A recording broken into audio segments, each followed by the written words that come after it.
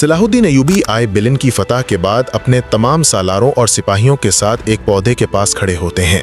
ये वही पौधा था जो बुजुर्ग ने सलाहुद्दीन को दिया था। अब ये पौधा काफी बड़ा हो चुका था। इस पौधे के पास खड़े होकर सलाहुद्दीन अय्यूबी अल्लाह और रसूल का नाम लेकर अय्यूबी सल्तनत का बाकायदा ऐलान करते हैं और अय्यूबी सल्तनत का झंडा भी वहां पर लहरा देते हैं। फिर सलाहुद्दीन अय्यूबी इस मुबारक पौधे को पानी देते हैं और अपने तमाम सलारों को भी पानी देने के लिए कहते हैं। सलाहुद्दीन के तमाम अमीर बारी बारी पौधे को पानी देते हैं और उसके फलने, फूलने और बढ़ने की दुआएं करते हैं। जब सब सरदार पानी दे लेते हैं तो गौक बोरो सलाहुद्दीन अय्यूबी को मुखातिब करते हुए कहते हैं, आज 12 रबीउल अव्वल का मुबारक दिन है।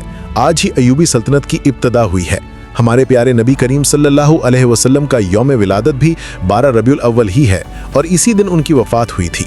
क्या ही खूबसूरत इत्तेफाक है। फिर गौक बोरो सलाहुद्दीन को मुखातिब करते हुए मजीद कहता है, अगर आप इजाजत दें तो मैं आपसे एक सवाल करना चाहता हूँ। वो सवाल क्या हो सकता है? अगर आपके जहन में है तो जरूर बताइएगा।